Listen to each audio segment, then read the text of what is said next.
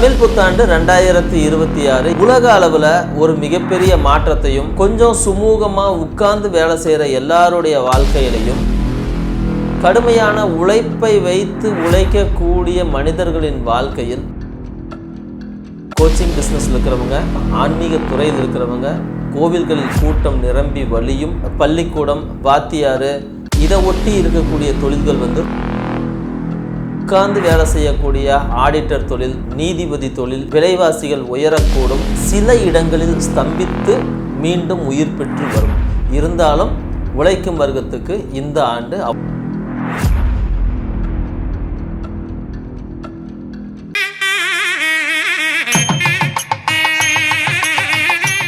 கடவுளர்கள் TV நேயர்களுக்கு வணக்கம். நான் சக்திதாஸ் ஜோதிடர். தமிழ் புத்தாண்டு 2026 எப்படி இருக்க போகுதுன்னு பார்க்க போகிறோம். 14/4/2026 அன்று வரக்கூடிய தமிழ் புத்தாண்டு உலக அளவில் ஒரு மிகப்பெரிய மாற்றத்தையும் சில ஏற்றத்தாழ்வுகளையும் உருவாக்கிக்கிட்டு தான் போகும் இந்த பிரபவ ஆண்டு. அன்னைக்கு இருக்கக்கூடிய கிரக நிலைகள் பார்த்தோம்னா, சூரியனும் சுக்கிரனும் மேசத்தில் இருக்காங்க, மிதுனத்தில் குரு இருக்குது, சிம்மத்தில் கேது இருக்குது, கும்பத்தில் சந்திரனும் ராகுவும் இருக்காங்க, மீனத்தில் சனி, புதன் மற்றும் செவ்வாய்னு எல்லா கிரகங்களும் ஒரு விதமான ஒரு காம்பினேஷனில் தான் உட்கார்ந்துருக்கு. இந்த காம்பினேஷன் உலக அளவில் இந்த தமிழ் புத்தாண்டுக்கு என்னென்ன விதமான நன்மைகளை உருவாக்கி தரப்போகுது, இல்லை என்னென்ன விதமான தீமைகளை உருவாக்கி தரப்போகுது அப்படின்னு பார்க்கும்போது, கொஞ்சம் சுமூகமாக உட்கார்ந்து வேலை செய்கிற எல்லாருடைய வாழ்க்கையிலையும் ஒரு விதமான ஏற்றத்தையே உருவாக்கி தரும். கடுமையான உழைப்பை வைத்து உழைக்கக்கூடிய மனிதர்களின் வாழ்க்கையில் சில சிக்கல்களும் நெருக்கடிகளும் உருவாக்கி தரும். இது இந்த தமிழ் புத்தாண்டு பிறக்கும் போதே கொண்டு வந்திருக்கக்கூடிய ஒரு வரமும் ஒரு நெருக்கடியுமாகத்தான் இருக்குது. ஏன்னா இந்த வருடத்தின் ராஜாவாக குருவே வருகிறார், மந்திரியாக செவ்வாய் வருகிறார். ஸோ ராஜாவாக குரு வரும்போது குரு தன்னுடைய தன்மைகள் முழுவதையும் அப்படியே உலகமெங்கும் பரப்புவார். அப்போது கோச்சிங் பிஸ்னஸில் இருக்கிறவங்க, அப்புறம் ஆன்மீக துறையில் இருக்கிறவங்க, கோவில்களில் கூட்டம் நிரம்பி வழியும், மக்கள் மத குருமார்களை தேடி போவாங்க, எல்லா மதங்களின் மீதும் நம்பிக்கை ஏற்படும், பற்றுதல் ஏற்படும். இந்த மாதிரியாக அதோடு சேர்த்து பள்ளிக்கூடம், வாத்தியார், இதை ஒட்டி இருக்கக்கூடிய தொழில்கள் ரொம்ப நல்லா இருக்கும். உட்கார்ந்து வேலை செய்யக்கூடிய ஆடிட்டர் தொழில், அப்புறம் குருவுக்கு ரொம்ப முக்கியமாக இருக்கக்கூடிய நீதிபதி தொழில், இது மாதிரியான விஷயங்கள் எல்லாமே இந்த வருடத்தில் ரொம்ப அற்புதமாக இருக்கும். அதுக்கு நேர் ஆப்போசிட்டில் இருக்கக்கூடியது என்னென்னா, ரொம்ப கடுமையான உழைப்பை போட்டு செய்யக்கூடிய உற்பத்தி துறை, விவசாயம் மற்றும் போக்குவரத்து, அடிப்படையாக செய்யக்கூடிய உடல் உழைப்பை வாங்கக்கூடிய தொழில்கள், இயந்திரம் சார்ந்தவை, இதை எல்லாமே கொஞ்சம் ஏற்ற இறக்கமாகத்தான் போகும். விலைவாசிகள் உயரக்கூடும், சில இடங்களில் ஸ்தம்பித்து மீண்டும் உயிர் பெற்று வரும். இருந்தாலும் உழைக்கும் வர்க்கத்துக்கு இந்த ஆண்டு அவ்வளவு சிறப்பானதாக இல்லைன்னு சொல்லலாம். தனுசு ராசிக்கு தமிழ் புத்தாண்டு அற்புதமான ஒரு காலகட்டம் தான் வந்திருக்குதுன்னு சொல்லணும். இருந்தாலும் எங்கேயாவது வெளியூர், வெளிநாடு போகிறீங்கன்னா மட்டும்தான் இது உங்களுக்கு அற்புதமான காலகட்டம். வெளியே எங்கேயாவது போயிடலாம். ரொம்ப கிரகங்கள் இப்போது இருக்கிற சூழ்நிலையில் இருந்து சில மாற்றங்களை உருவாக்கி தர தயாராகத்தான் இருக்குது. என்னென்ன செய்ய போகுது அப்படின்னு பார்க்கும்போது, 7ஆம் இடத்துல இருக்கக்கூடிய குருவை 7ஆம் இடத்துக்கு மாறி இப்போ 8ஆம் இடத்துக்கே மாற போகிறாரு. அப்போது 6ஆம் இடத்துலேருந்து 7ஆம் இடத்துல வந்த குரு என்ன செஞ்சாருன்னா, சில நேரங்களில் திருமணம் ஆகாமல் தடுமாறிட்டு இருந்தவங்களுக்கு திருமணம் பண்ணி கொடுத்துருப்பாரு, பார்ட்னர்களோட தொழில் செய்கிறதுக்கு ஒரு வாய்ப்பை உருவாக்கி கொடுத்துருப்பாரு. அங்கேருந்து வேறு ஏதாவது தொழில் ஏதாவது செய்யலாம், உணவு தொழில், ஃபைனான்ஸ் தொழில், இந்த மாதிரியான விஷயங்களை செஞ்சுருப்பார், திருமணம் பண்ணி கொடுத்துருப்பாரு, எல்லாத்தையும் போன வருஷம் செஞ்சு கொடுத்துருப்பார். ஆனால் இந்த தமிழ் புத்தாண்டுக்கு அப்புறம் அவர் என்ன செய்ய போகிறாரு அப்படின்னா, உங்களுடைய வாழ்க்கையில் ஒரு சின்ன மாற்றம் அப்படிங்கிறத மாற்றி தருவார். ஒன்று, இந்த பார்ட்னர் விலகி வேறு ஒரு பார்ட்னர் வர்றது, குடும்பத்தில் ஏதாவது ஒரு காரணமாக பிரிவு உண்டாவது, குழந்தை பிறப்புக்காக மனைவி உங்களை பிரிஞ்சு போகிறது, இல்லைன்னா வேலை விஷயமாக நீங்கள் மனைவியை பிரிஞ்சு போகிறது, குடும்பத்தை பிரிஞ்சு போகிறது, இந்த மாதிரியான விஷயங்கள் நடக்கும். கூடவே தங்கம் தொலைஞ்சி போகும், தங்கம் இல்லைன்னா களவு போகும். கூடவே இருக்கக்கூடிய நண்பர்கள் சில நேரங்களில் உங்களை ஏமாற்றிடுவாங்க. அவங்க ஏமாத்துறது மட்டும் இல்லாமல் உங்களையே திரும்ப பழி சொல்லி எல்லாத்துக்கும் காரணம் நீ தான் அப்படிங்கிற மாதிரி உங்கள் மேலேயே எல்லாத்தையும் திருப்பி விட்டு போகிறதுக்கும் சில வாய்ப்புகள் இருக்குது. அதனால் கவனமாக இருக்கணும். பண விஷயத்தில் கவனமாக இருங்க. யாரையும் எக்காரணத்தை கொண்டு நம்பாதீங்க. எந்த சிக்கலுக்குள்ளேயும் போய் சிக்காதீங்க. யாருக்கும் ஜாமீன் போட்டு தராதீங்க. இதுதான் ரொம்ப ரொம்ப முக்கியமானது. இங்கே இருக்கக்கூடிய சூழ்நிலையில் பார்த்தோம்னா உங்களுக்கு அர்த்தாஷ்டம சனி நடக்குது.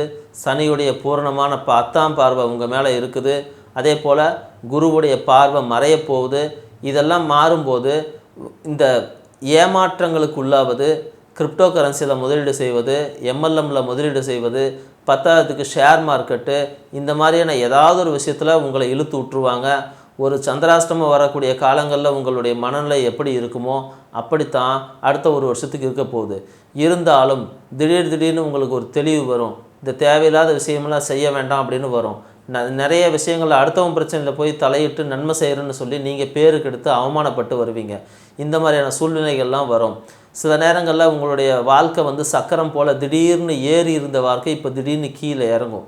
இறங்கி ஒரு 3 மாதத்தில் மேலே ஏறிடும். இருந்தாலும் இந்த நெருக்கடிகள்லாம் வரத்தான் செய்யும். சிம்ம ராசிக்கு எப்படி சரியில்லையோ அதுபோல் தனுசு ராசிக்கும் கொஞ்சம் கஷ்டமான காலங்கள் தான் போய்கிட்டு இருக்குது. சகோதரன் வழியில் கொஞ்சம் உஷாராக இருக்கணும். சகோதரன் வழியில் ஏதாவது பிரச்சனை, சொத்து பிரச்சனை, கூடவே இருந்து ஏதாவது சிக்கல் பண்ணிக்கிட்டு இருக்கான். உங்களுக்கு கல்யாணத்துக்கு முன்னாடியே அவன் லவ் பண்ணி கல்யாணம் பண்ணிக்கிறேன்னு சொல்லி அடம் பிடிக்கிறான், உங்களுக்கு அவமானத்தை தேடி தர்றான் அப்படின்னா இந்த விஷயங்களெல்லாம் ஒரு வருஷம் கழித்து தான் சரியாக போகும். அது வரைக்கும் கொஞ்சம் தைரியத்தமாக காத்திருக்கணும். நீங்கள் இதை பேசி சமாளிக்க முயற்சி புரியுமா அப்படின்னு பாருங்கள். திருமணத்துக்கு ஏதாவது செய்யணும் அப்படின்னு இருந்தால் உடனடியாக செஞ்சுருங்க. ஜூன் மாதத்துக்கு முன்னாடி நடக்கக்கூடிய திருமணங்கள் உங்களுக்கு நிலச்சி நிற்கும். அதுக்கப்புறம் திருமணத்துக்கு வாய்ப்பு ரொம்ப குறைவாக மாறிடும். 8ஆம் இடத்துல குரு போய் மறைஞ்சதுனால திருமணம் தடைபடும். 10ஆவதுக்கு ராகுகேது பெயர்ச்சிகள் இந்த வருஷ கடைசியில் உருவாகும்போது அடுத்து 1.5 வருஷத்துக்கு திருமணம் அமையுமா அப்படின்றது சிரமம்தான். அப்படியே அமைஞ்சாலும் அது கொடுத்து கெடுக்கக்கூடிய ஒரு அமைப்பை தான் உருவாக்கி தரும். அப்போது நீங்கள் போய் தேவையில்லாமல் சிக்கிக்க வேண்டாம் அப்படிங்கிறது ஜோதிடத்தின் மூலமாக உங்களுக்கு காட்டக்கூடிய உண்மை. எங்கேயும் போய் தேவையில்லாமல் சிக்கிக்காதீங்க. யாருக்கிட்டையும் தேவையில்லாமல் கமிட்மெண்ட் பண்ணாதீங்க. முடிஞ்ச வழிக்கு நீங்கள் உண்டு, உங்கள் வேலையை உண்டுன்னு பாருங்கள். புதிய தொழில் எதையும் விருத்தி செய்கிறதுக்கு முயற்சி பண்ணாதீங்க. இருக்கிற விஷயங்களே சிறப்பாக செஞ்சு கொண்டு போங்க. இருக்கிறத காப்பாற்றிக்கிறது தான் இருக்கிறதுலே பெரிய புத்திசாலித்தனம் அப்படிங்கிறது உங்களுக்கு தெரியும். தாயாருடைய உடல்நிலையில் கவனம் முக்கியம். அது மட்டும் இல்லாமல் தொழிலையும் கவனம். 4ஆம் இடத்துல இருக்கிற சனி கண்டிப்பாக தாயாருடைய உடல்நலத்தில் ஏதாவது ஒரு கோளாறை உருவாக்கி தருவார். தாய்மாமாவுக்கு சில சிக்கல்களை உருவாக்கி தருவார். தாயாருடைய சொத்து கிடைக்கிறதுக்கு உங்களுக்கு வாய்ப்பு இருக்குது. இல்லைனா தாய்மாமாவுக்கும் தாயாருக்குமே சில சிக்கல்கள் அந்த சொத்து நிறுத்தி வைக்கப்படுவதற்கும் வாய்ப்பு இருக்குது. ஸோ எதையும் சுமூகமாக ஹேண்டில் பண்ணுறது நல்லது. இது நாள் வரைக்கும் அப்பாவுடைய உடல் நலத்தில் இருந்து வந்த கோளாறுகளெல்லாம் நீங்கும். திடீர்னு சில நல்ல விஷயங்கள் நடக்கும். கோயில்களுக்கு போயிட்டு வர்றது நடக்கும். சில நேரங்களில் கோயில் முதல் மரியாதைகள் உங்களுக்கு கிடைக்கும். அது மட்டும் இல்லாமல் திடீர்னு ஒரு தெய்வ நம்பிக்கை மட்டும் இல்லை, உபாசனைகள் செய்கிறது, ஏதாவது ஒரு குறிப்பிட்ட தெய்வத்தை பிடிச்சிக்கிட்டு நான் தியானம் பண்ணுறேன்னு சொல்கிறது, இல்லை அப்படின்னா மந்திரங்களை கற்றுக்கிறது, மாந்திரிகம் கற்றுக்கிறது, இந்த மாதிரியான சூழ்நிலைகள் எல்லாம் கடந்த ஒரு வருஷமாகவே உங்களுக்கு ஆர்வம் வந்திருக்கும். ஜோதிடத்தின் மீது ஆர்வம் வந்திருக்கும். தெய்வங்களின் மீது ஆர்வம் வந்திருக்கும். ஏதாவது மடத்துக்கு போய் மடாதிபதிக்கு கீழே சிஷ்யனாக சேர்ந்துக்கலாம்னு சொல்லி தோணியிருக்கோம். இப்படி நிறைய விஷயங்கள் உங்களுக்குள்ளே இருந்தாலும் சிக்கல்கள் இன்னும் தீரலைன்றது தான் உண்மை. இந்த வருஷம் கடைசி போகணும். 2027 வரும்போது உங்களுடைய நிறைய பிரச்சனைகள் தீர்ந்துடும். நீங்களும் தைரியமாக இருக்கலான்றதை புரிஞ்சுக்கிங்க. உடனடி மாற்றம் வேணும், உடனடியாக தீர்வு வேணும், எல்லாத்தையும் உடனே மாற்றிடணும் அப்படின்னு தயவு செஞ்சு நம்பாதீங்க. யார் யாருக்கெல்லாம் எப்படி இருக்குன்றதை இன்னும் கொஞ்சம் பார்ப்போம். எங்கேயாவது காட்டில் வேலை செய்கிறாங்க, காட்டுக்குள்ளே வேலை செய்கிறாங்க, மரம் வெட்டுறாங்க, மரம் அறுக்கிற மில்லு வச்சுருக்கிறாங்க அப்படின்னா அவங்கெல்லாம் கொஞ்சம் கவனமாக இருக்கணும். நல்ல விஷயங்கள் சேர்ற மாதிரி தான் இருக்கும். அப்புறம் திடீர்னு எங்கேயாவது சிக்கல் எடுத்து விட்டுரும். மர வியாபாரம், மர சேர் பண்ணுறது, அப்புறம் சோஃபா பண்ணுறது, கட்டில் பண்ணுறது, இந்த மாதிரியான விஷயங்கள் ஆர்டர் கொடுக்குறாங்கன்னா நீங்கள் பணத்தை ஓரளவு வாங்கிக்கிட்டு அதுக்கப்புறமா எதுவும் செய்யுங்க. ஃபைனான்ஸ் தொழில் இருக்கிறவங்கள கண்டிப்பாக எல்லா டாக்குமெண்ட்ஸும் கரெக்டாக தான் செக் பண்ணிவிட்டு கொடுங்க. ஃபைனான்ஸ் கம்பெனியில் வேலை செய்கிறவங்க பணம் வாங்க போகிற, பணம் வசூல் பண்ணுற போகிற இடத்துல தேவையில்லாத சிக்கலுக்குள்ளே, தேவையில்லாத பிரச்சனைக்குள்ளே மாட்டிக்காதீங்க. என்னானாலும் ஆன்மீக துறையில் ஆன்மீக சம்மந்தப்பட்ட தொழில் செய்கிறவங்க, கோயில் வாசலில் பூ விற்கிறவங்க, கோயில் வாசலில் வேறு ஏதாவது பழம் விற்கிறவங்க, கோயில் வாசலில் டிஃபன் கடை வச்சுருக்கிறவங்க இவங்கெல்லாம் கொஞ்சம் கவனமாக இருங்க. திடீர்னு அதிகாரி வருவாங்க, ஏதாவது பிரச்சனை பண்ணுவாங்க, இல்லை அப்படின்னா பணம் கேட்பாங்க, அப்படி இல்லைன்னா குத்தகை முடிஞ்சிருச்சுன்னுவாங்க, குத்தகை பிரச்சனை வரும், ஏதாவது ஒன்று போட்டு உங்களை போட்டு ஒரு குழப்பிக்கிட்டே தான் இருப்பாங்க, நிம்மதியாக இருக்க விட மாட்டாங்க. தருமன், புவனா, புவனேஷ் இந்த மாதிரி பெண்கள்கிட்ட கொஞ்சம் கவனமாக இருங்க. சாந்தி, பாலாஜி, கஸ்தூரி இந்த மாதிரியான பேர்கள் உள்ளவங்க உங்களுக்கு கொஞ்சம் நெருக்கடி கொடுப்பாங்க. இருந்தாலும் சில நேரங்களில் இந்த விஷயங்கள் தீர்ந்துடும். பட் இருந்தாலும் ஒரு 6 மாதங்கிறது இந்த தொல்லையோ இந்த சிக்கலோ வந்து நீங்கள் சமாளித்து தான் போகணும். தேவையில்லாமல் அடிதடி பஞ்சாயத்து பிரச்சனைக்குள்ளே போயிடாதீங்க. கோர்ட்டு கேஸுன்னு இழுத்து கொண்டு போய் விட்டு ஒரு 2.5 வருஷம் இல்லை 5 வருஷம் உங்களை வந்து சித்திரவதை பண்ணி சின்னாபின்னம் பண்ணி எடுத்துரும். கொஞ்சம் கவனமாக இருங்க. ஆன்மீக துறையில் இருக்கிறவங்க மட்டுமில்லை, வங்கி துறையில் இருக்கிறவங்களும் கொஞ்சம் கவனமாக இருக்கணும். அது மட்டும் இல்லாமல் சட்டம் மற்றும் நீதித்துறையில் இருக்கிறவங்களும் கொஞ்சம் கவனமாக இருக்கணும். சட்டம் ஒழுங்கு பாதுகாக்கிற போலீஸ் வந்து கொஞ்சம் கவனமாக இருக்கணும். இல்லை அப்படின்னா வேறு ஏதோ பிரச்சனையில் உங்களை இழுத்து விட்ருவாங்க, உங்கள் பேரை கெடுத்து விட்ருவாங்க, லாக்கப்பில் யாராவது செத்து போயிடுவாங்க. 10ஆவதுக்கு வேறு எங்கேயாவது ஒரு நெருக்கடினா உங்கள் கூட்டு போய் நிற்க வச்சுருவாங்க. ஊரில் ஏதாவது பிரச்சனை நீங்கள் முன்னாடி போய் நின்று அதனால் உங்கள் பேர் கட்டுற மாதிரி ஆகிடும். ஸோ எந்த இடத்துலையும் கரெக்டாக இருங்க. தேவையில்லாத சிக்கலுக்குள்ளே மாட்டிக்காதீங்க. எப்போவுமே கொஞ்சம் கவனமாகவே இருக்க பாருங்கள். ஒரு ஸ்டெப் எடுத்து வைக்கிறதுக்கு முன்னாடி யோசித்து செய்யுங்க. சட்டத்துறையில் இருக்கிறவங்களுக்கும் இதே மாதிரியான சூழ்நிலை தான். பொய்யான வழக்குகளை கொண்டு வந்து கொடுத்துட்டு கடைசியில் நெருக்கடியில் உங்களை கொண்டு வந்து விட்டுருவாங்க. அது மட்டும் இல்லாமல் பொய்யான ஆவணங்களை வந்து ஏதாவது சேர்த்தி வச்சு அதில் ஒரு சிக்கலை உருவாக்கி தர்றதுக்கும் உங்களுக்கு ஒரு பெரிய நெருக்கடியான ஒரு சூழ்நிலை உருவாக்கிடுவாங்க. சில நேரங்களில் எல்லாமே தப்பான ஆவணங்களாக கொடுத்து அந்த கேஸை நீங்கள் தோற்று போகிற அளவுக்கு செஞ்சுருவாங்க. நீதித்துறையில் இருக்கிறவங்க கொஞ்சம் கவனமாக இருக்கணும். தனுசு ராசியாக இருந்து நீதித்துறையில் இருக்கீங்கன்னா கண்டிப்பாக கவனமாக இருக்கணும். பேரு கெட்டு போகிறதுக்கு செம்மையாக வாய்ப்பு வந்திருக்குது. அதனால் அசந்தா உங்களை வந்து அடுத்தவங்க பயன்படுத்திக்கிட்டு அடுத்தவங்க லாபத்துக்காக உங்களை வந்து ஒரு விதமாக வந்து முடிச்சிருவாங்க. அதனால் கவனமாக இருக்கிறது ரொம்ப ரொம்ப நல்லது. கல்வித்துறையில் இருக்கிறவங்க பெண் குழந்தைகள்கிட்ட கவனமாக இருங்க. குழந்தைகளை வந்து தண்டிக்காதீங்க, அடிக்காதீங்க. கூட வேலை செய்கிற டீச்சர்கிட்ட கவனமாக இருங்க. யாருக்கிட்டையும் தேவையில்லாத பேச்சை வச்சுக்காதீங்க. திடீர்னு வேறு ஏதாவது நீங்கள் எதையோ செய்ய போய் கடைசியில் உங்கள் மேலே பழி வந்து சேர்ந்துடும். காலத்துக்கும் அழியாத பழியாக அது போய் மாட்டிக்கிறதுக்கு மிகப்பெரிய வாய்ப்புகள் இருக்குது. சமூக சேவை செய்கிறவங்களுக்கு ரொம்ப அதிகமான வேலைகள் இருக்கும். நிறைய போராட்டங்கள் செய்ய வேண்டியிருக்கும். அது மட்டும் இல்லாமல் நிறைய இடங்களில் ஃபண்டு எதிர்பார்த்தது கிடைக்காம போகும். நிறைய நெருக்கடி தான். இல்லைனா எல்லா வேலையும் வாங்கிக்கிட்டு கடைசியில் நீ என்ன செஞ்ச, ஒன்றுமே செய்ய கிடையாது, எல்லாத்தையும் நாங்கள் தான் செஞ்சோம் அப்படின்னு ரொம்ப அசால்ட்டாக உங்களை அவமானப்படுத்தி உங்களை அனுப்பி விட்டுருவாங்க. போர் பயிற்சி, ஆபரணங்கள், ஆயுதங்கள் தயாரிக்கிறவங்க கொஞ்சம் கவனமாக இருங்க. நிறைய ஆர்டர் வரும், அதோடு சேர்த்து ஆர்டர் டிஃபெக்ட் ஆகாத அளவுக்கு பார்த்துக்குங்க. ரொம்ப கவனமாக இருந்தீங்கன்னா இந்த காலம் உங்களுக்கு ரொம்ப அற்புதமான காலம் என்பதில் எந்த விதமான மாற்று கருத்தும் இருக்கவே முடியாது. தர்மஸ்தாபனங்கள் நடத்துகிறவங்க அக்கௌண்ட்ஸ் எல்லாம் கரெக்டாக வச்சுக்கிங்க. எப்படி பார்த்தாலும் அங்கே இங்கே சுற்றி வந்து கடைசியாக ஏதாவது ஒரு இக்கு வச்சு உங்களை ஒரு சிக்கலில் வைக்கிறதுக்கு நிறைய வாய்ப்பு இருக்குது. நான் சொன்ன எல்லா துறையில் இருக்கிறவங்களுக்கும் எங்கேயாவது ஒரு சிக்கல், எங்கேயாவது ஒரு பிரச்சனை வந்து மாட்டிக்கத்தான் செய்யும். உஷாராக இருக்கிறது உங்களுடைய சாமர்த்தியம். இருந்தாலும் இந்த மாதிரியான சிக்கலான நேரங்களில் உங்களை காப்பாற்றுறதுக்கு தெய்வ அனுகூலம் ஏதோ ஒரு வகையில் வந்து வேலை செய்யும்.